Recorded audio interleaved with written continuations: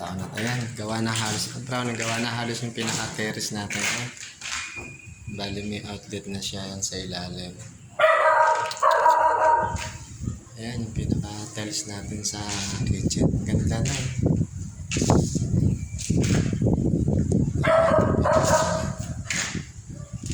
Ayan, ginagawa na rin yung pinaka-ano dito, abang na hamba.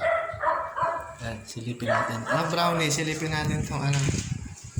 Ayan, may pinto na rin yung kwarto natin. Ayan, guys. Tapos yung CR. Ayan, tiles na rin pala. Bowl na lang yan. Nakaredy na yung mga out. Ayan guys, pinaka butas niya guys. Mas maganda. Pero dito yung kwarto natin may pinto na. Ganito lang pala yung pinto nito. Pero gaganda raw ito pag napinturahan sa akin siya.